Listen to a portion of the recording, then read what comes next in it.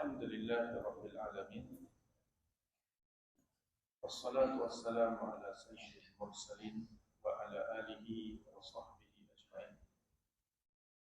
ربنا افتح بيننا وبين قومنا بالحق وأنت خير الفاتحين.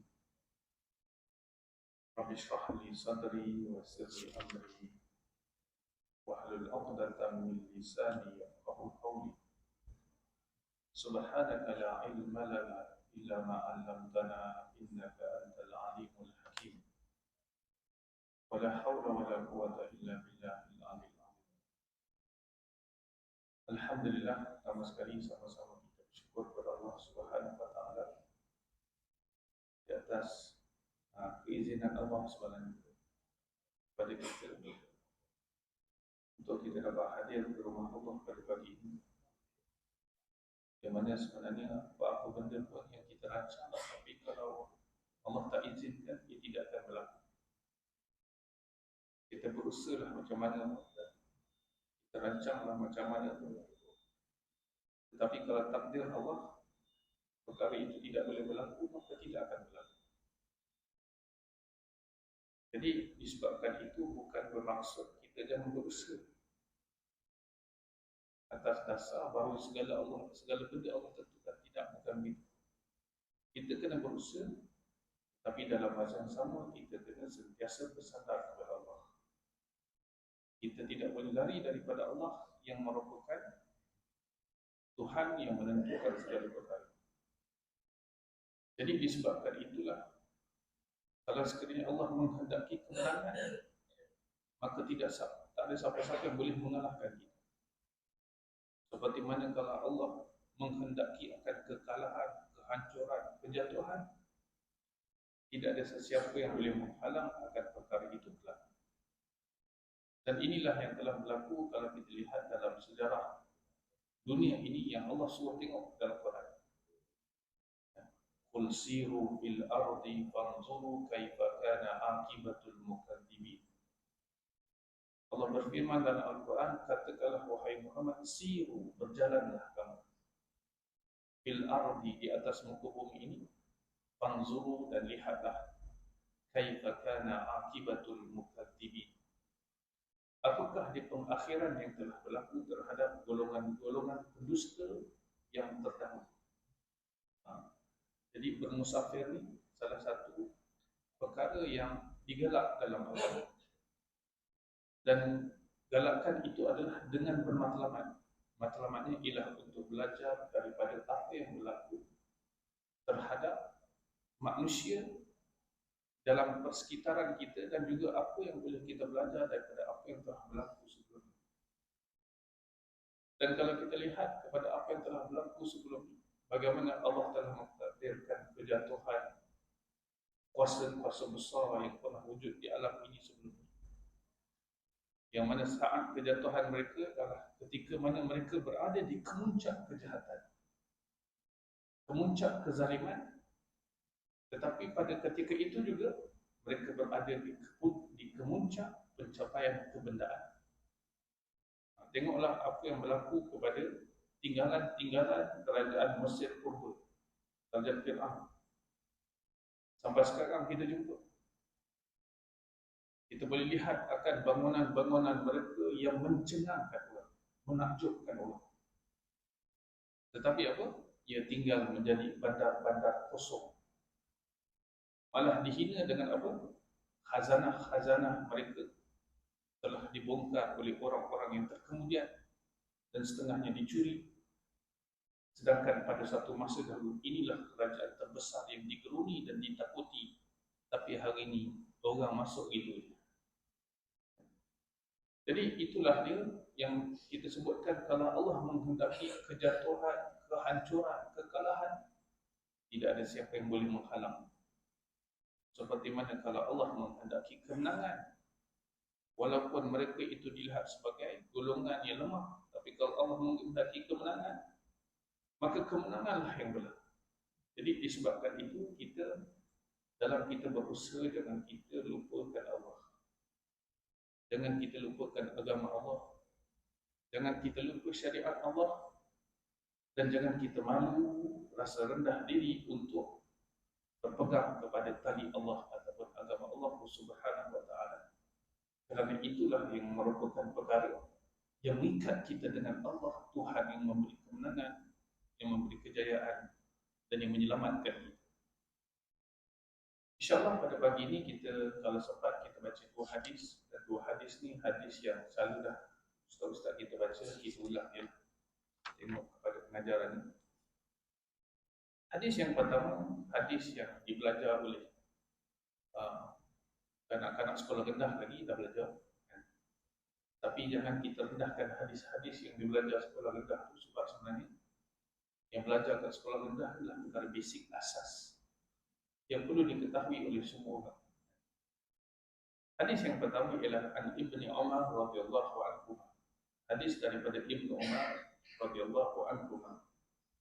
Anna Rasulullah sallallahu alaihi wasallam qala. Berkata bahawa Rasulullah sallallahu alaihi wasallam bersabda, Bunyal Islamu ala khams. Dibina Islam itu di atas 5 perkara. Dengar ni semua dah tahu. Yang pertama, syahadatu alla ilaha illallah. Binaan asas yang pertama pada binaan Islam itu, yang pertama dia ialah syahadah. Iaitu menyaksikan bahawa tiada ada Tuhan melainkan Allah, wa anna Muhammadar Rasulullah, dan menyaksikan bahawa Muhammad itu Rasulullah. Yang pertama. Yang kedua, wa iqamis salah, dirikan salat. Yang ketiga, wa ita'iz zakah, menunaikan zakat. Yang keempat, wa hajjil bait, menunaikan haji di Baitullahil Haram, Makkah. Wa shaumi Ramadan, dan berpuasa pada bulan Ramadan. Jadi ini hadis yang kita nak kupaskan, dan hadis ini muttafaqun alaih, maksudnya hadis yang kita jumpa dalam semua kitab-kitab hadis yang besar ada di situ, diletakkan di situ. Maksudnya hadis ni hadis yang sangat kuat. Jadi kita ulang semula, kita tengok apa Nabi sebut, Bunyal Islamu ala khams. Dibina Islam itu di atas 5 perkara. Nabi SAW sebutkan dengan perkataan bunya, dibina. Kalau kita belajar bahasa Arab, ini tak diberitahu siapa yang bina. Pembina dia dihazafkan, maksudnya tak disebut. Tapi itu disebut, dibina Islam itu di atas 5 perkara. Jadi siapa yang bina ni, kenapa Nabi sebut dia tu? Sebab perkara ni maklum, ma'ruf. Tak perlu terang, Allah lah yang bina. Bukan Muhammad, bukan Nabi Muhammad, bukan para ulama, bukan ustaz-ustaz. Tetapi yang bina Islam itu adalah Allah Subhanahu wa taala. Jadi jangan kita bermain-main dengan binaan yang dibina oleh Allah. Apabila Allah kata itu, maka itu adalah daripada Allah. Maka jangan kita main-main ataupun kita kita cuba untuk mempersoalkan pula perkara itu. Sebab apa? Kalau kita mempersoalkan, kita sedang mempersoalkan Allah, Tuhan yang Maha Berkuasa, yang mencipta alam ini. Bukan sekadar dunia ini, alam keseluruhannya ini milik Allah yang mencipta dengan segala kehebatan yang dengan mata kita nampak betapa hebatnya penciptaan Allah. Tiba-tiba kita nak mempersoalkan satu benda yang merupakan ciptaan Allah, yang benda-benda yang kita nampak sekalipun kita sudah tidak ada jawapan melainkan hebatnya ciptaan Allah. Tapi tiba-tiba datang benda ni, kenapa ada ni? Kenapa nak buat syariat pula?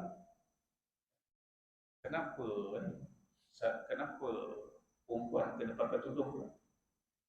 Patutnya tutup kemaluan dia. Ada seorang makcik je lah. Kelima pula makcik tu. Dia kata sebenarnya aurat ni orang perempuan kemaluan dia. Kan? Tutup-tutup ni tak ada. Pandai-pandai dia orang persoalkan. Kemudian mentafsirkan Quran sendiri. Jadi inilah dia yang dikatakan mempersoalkan perkara yang dibawakan oleh Allah. Sedangkan perkara itu merupakan perkara yang telah jelas Ma'lum minad din bid-darurah, istilah. Itu satu perkara yang telah clear, jelas. Tidak ada persoalan, tidak ada khilaf lagi di kalangan para ulama. Dan ia adalah merupakan satu dunia kita pergi, kita akan faham. Itulah hukumnya. Aurat lelaki macam ni, aurat perempuan macam ni. Tiba-tiba pada tahun 2024, selepas syariat itu yang dibawa oleh Nabi Muhammad lebih 1400 tahun sudah dilaksanakan begitu, tiba-tiba timbul daripada seorang makcik ini itu kan? Ini satu yang mempersoalkan. Jadi dia mempersoalkan apa? Dia bukan mempersoalkan ulama hakikat, dia bukan mempersoalkan ustaz, dia bukan mempersoalkan persatuan-persatuan yang tertentu yang membawa Islam, tetapi hakikatnya itu adalah mempersoalkan Allah. Sangat baik. Dunia mungkin disanjung oleh orang-orang tertentu, tetapi kalau tidak taubat, kita takutlah kan? Dia itu sepatutnya takut apa yang akan dihadapi nanti kalau sekiranya dia tak kembali kepada Allah untuk berhadapan dengan Tuhan yang Maha Berkuasa, yang merupakan pencipta alam ini. Sedangkan sedikit kepanasan api di dunia yang dicipta oleh Allah itu tidak mampu kita tangani, nak pegang sesaat pun tak mampu, apatah lagi api neraka Allah Subhanahu wa taala yang sangat berkali-kali ganda beratnya, panasnya daripada api dunia. Itulah dia perkara yang perlu kita ingati sentiasa apabila kita cuba untuk melawan Allah Subhanahu wa taala. Jadi dibina Islam itu di atas 5 perkara. Jadi 5 perkara ini bukan bermaksud apabila kita faham hadis ini, inilah 5 perkara saja dalam Islam. Dalam hadis itu juga sudah faham, dibina daripada 5 perkara. Maksudnya apa? Asas. Daripada asas ini, maka kemudian yang lain dibangunkan. Yang pertama, syahadatu alla ilaha illallah wa anna Muhammadar Rasulullah. Mengucap syahadah bahawa tiada Tuhan melainkan Allah dan Muhammad itu pesuruh Allah. Benda ringkas. Tetapi benda ringkas ini juga ada juga yang tak boleh buat. Buktinya kat dunia ni kita nampak orang Islam berapa persen. Daripada berapa bilion orang kat dunia, berapa persen? Perkara pertama ni pun sebenarnya adalah perlukan kepada satu perjuangan tuan.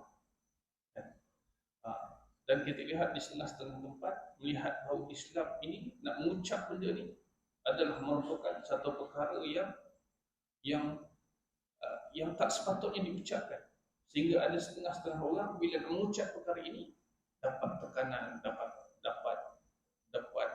ancaman dan sebagainya. Kita tengok macam mana kalau sejak akhir-akhir ni banyak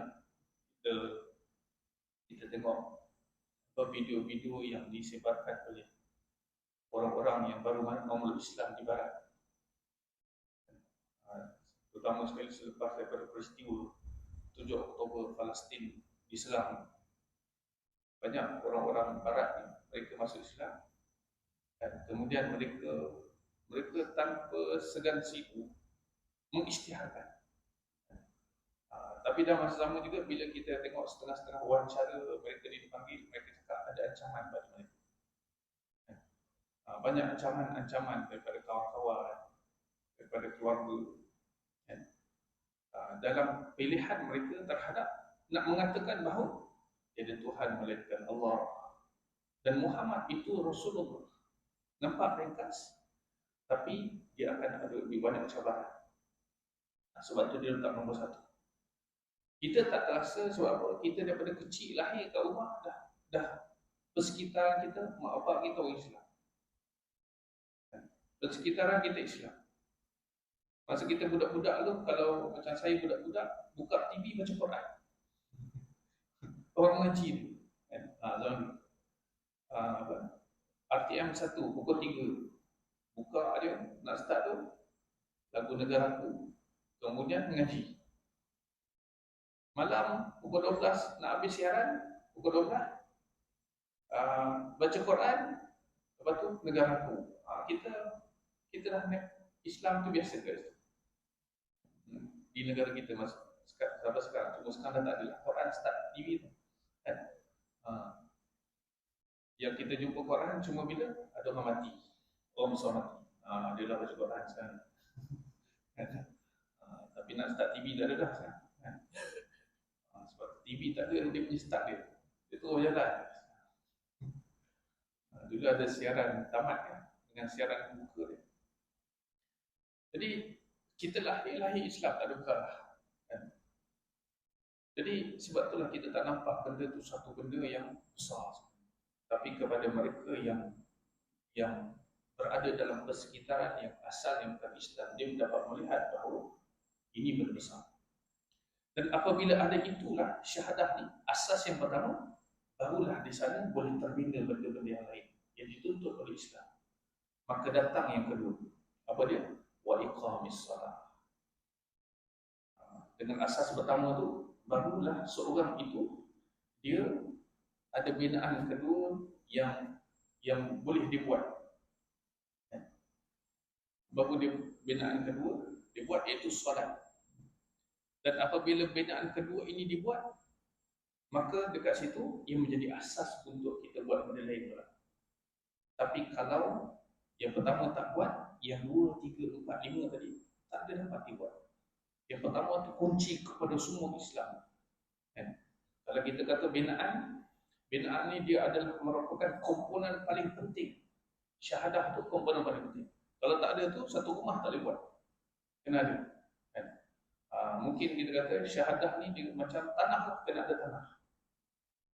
Nak buat rumah, kena ada tanah. Kalau tak ada tanah, tak boleh buat rumah. Buatlah pacak, mana buat sekejap kan, ada orang datang, buat kereta, robohkan. Ini bukan tanah awak. Awak roboh. Habis. Pergi pula kat bukit nak buat. Ada orang yang buat. Kena roboh pula. Ini bukan tanah awak. Jadi syahadah tu umpama tanah, kena ada. Barulah yang lain kita boleh buat. Lepas ada tanah tu ataupun ada syahadah, maka yang kedua boleh buat, iaitu solat. Bila ada asas yang kedua dibuat, solat, maka ia mengundang benda-benda yang lain yang merupakan berpunca daripada yang pertama, iaitu apa? Segala amalan-amalan yang berkaitan dengan hubungan kita dengan Allah Subhanahu wa taala. Dan di situ apabila ada solat, maka seorang itu dia menghayati solat dia akan tergerak untuk melengkapkan lagi solat itu dengan amalan-amalan lain. Antaranya datang solat sunat, belajar Quran, belajar berkenaan dengan hukum hakam berkaitan dengan taharah, belajar berkaitan dengan persoalan-persoalan yang ada kaitan dengan solat itu sendiri. Antaranya apa? Berkaitan dengan aurat. Maka belajar berkenaan dengan persoalan berkaitan dengan mengetahui berkaitan dengan benda-benda najis dan sebagainya. Dia timbul kat situ. Dan seorang itu akan prihatin perkara ini kalau dijaga betul-betul solatnya.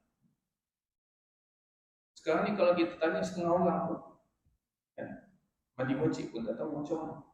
Kan? Bukan semualah. Kan? Bila kita tanya tu, rupanya kadang-kadang cek-cek, solat pun tak settle. Kan? Berkenaan dengan persoalan hukum berkaitan dengan haid, nifas, najis dan sebagainya. Kan?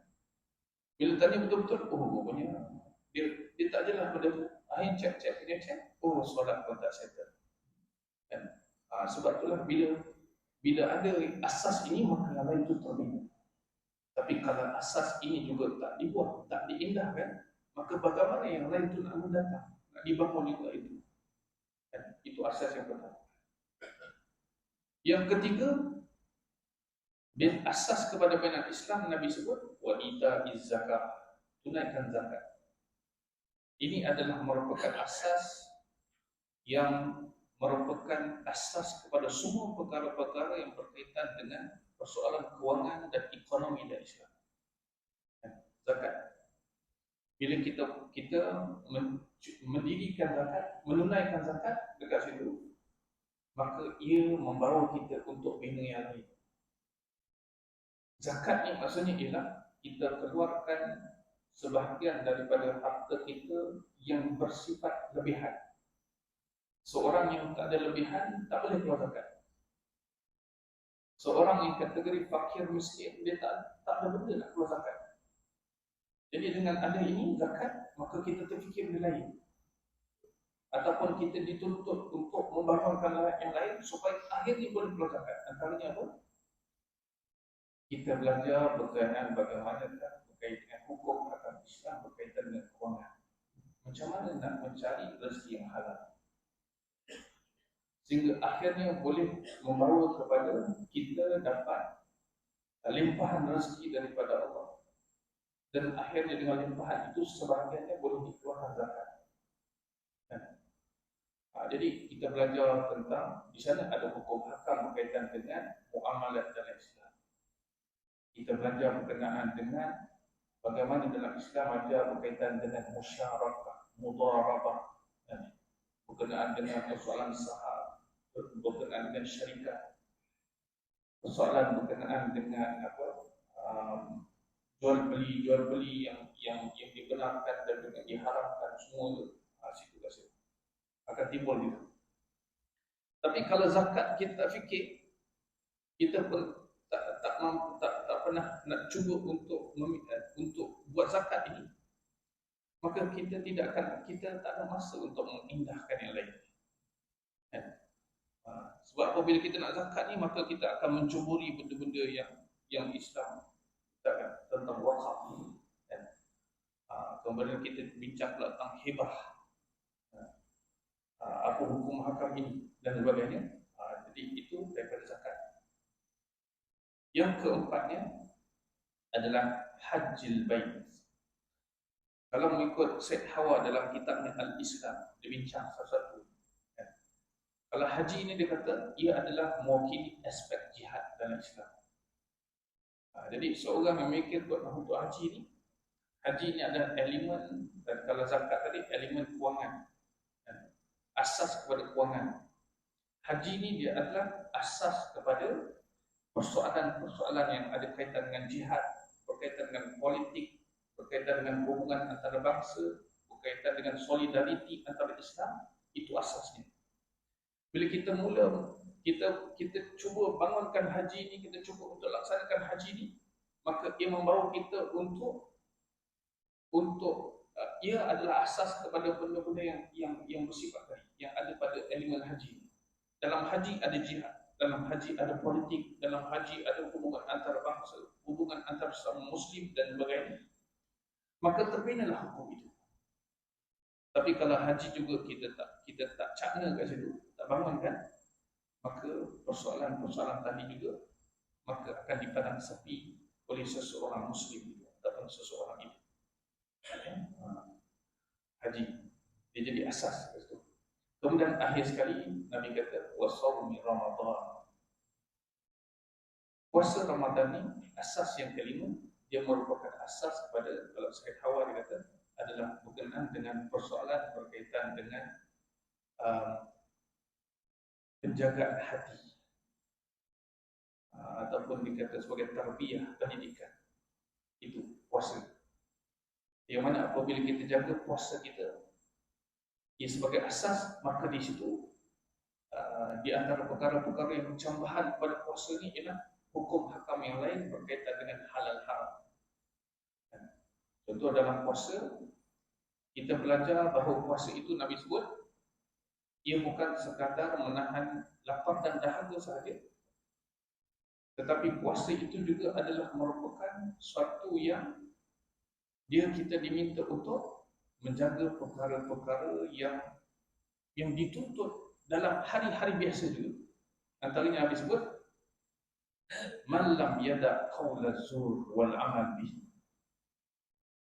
falaysa lillahi hajatun fi ayyada ta'amahu wa syarabah. Barang siapa yang berpuasa tetapi dia tidak meninggalkan kata-kata dusta dan beramal dengan pendustaan, nescaya Allah tak tengok sikit pun tentang apa yang ditinggalkan daripada makan dan minum dia sepanjang dia berpuasa itu. Maksudnya apa? Puasa mengajar kita berkenaan dengan memahami dengan lebih mendalam apa-apa yang merupakan Allah haramkan larangan-larangan Allah dan juga perkara-perkara yang Allah benarkan.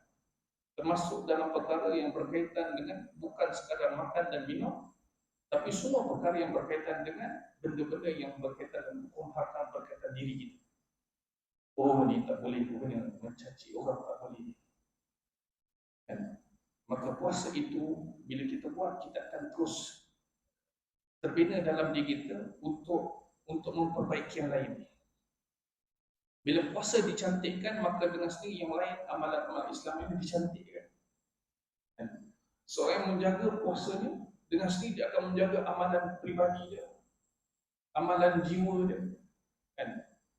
Kerana apa? Itulah dia perkara yang merupakan yang akan mencantikkan puasa itu. Dengan sendirinya terbina Islam itu dengan baik. Jadi itu dia, kita kembali kepada 5 perkara tadi. Dengan Islam itu kita buat 5 perkara ni, maka baru kita nampak bahawa Islam yang sebenar itu terbina. Dan ia juga bukan bermaksud bahawa Islam ni hanya 5 perkara ini saja. Tapi ia merupakan asas kepada terbinanya yang lain. Tapi kalau 5 ni tak buat, bagaimana mungkin yang lain nak buat? Zakat pun tak dibuat, bagaimana nak fikir berkenaan dengan ekonomi Islam? Haji pun tak dibangunkan, tak apalah, tak pergi haji. Bagaimanakah nak memutuskan tentang politik Islam dan sebagainya? Contoh tentang haji. Ya, kalau sekiranya kita tak fikirkan tentang haji ni, maka kita akan tertutup daripada nak fikir dengan benda-benda yang melengkapkan haji. Antara haji ni, kita kena fikir tentang apa? Berkenaan dengan persoalan Makkah. Makkah bukan milik keluarga Saudi saja, tetapi Makkah adalah merupakan milik umat Islam. Kita akan lihat bahawa Makkah tu, kita juga menjadi tanggungjawab untuk mempertahankan Makkah, menjaga Makkah. Bukan keluarga Saudi saja. Kebetulan dia pula ke zaman sekarang ni dia jaga. Tapi sebenarnya dia adalah milik umat Islam. Perlu pastikan bahawa Makkah ini selamat daripada penjajahan. Dan laluan ke Makkah juga adalah merupakan laluan yang selamat. Kalau tak, haji tak boleh buat. Macam Baitul Maqdis kan. Apabila orang melihat dia hanya isu Palestin saja, bukan isu umat Islam, akhirnya terkontang-kantinglah sahabat kita di Palestin mempertahankan satu yang merupakan milik seluruh umat Islam, bukan milik penduduk yang di tebing barat itu saja ataupun di Gaza saja, tetapi ia adalah milik umat Islam. Tapi apabila orang fikir ini isu setempat, akhirnya gitulah yang berlaku. Jadi haji ini membuka mata kita bahawa melihat bahawa ada isu-isu yang merupakan isu bersama. Mengajar kita isu bersama antara melihat Makkah itu. Dan dengan sendiri dia akan buka mata kita kepada hadis yang Nabi sebut, la tashuddur rihal illa ila thalathati masajid. Tidak dituntut untuk betul-betul bersungguh-sungguh nak pergi melainkan 3 masjid. Masjidil Haram, Masjidil Nabawi dan Masjidil Aqsa. 3 masjid yang Nabi sebut.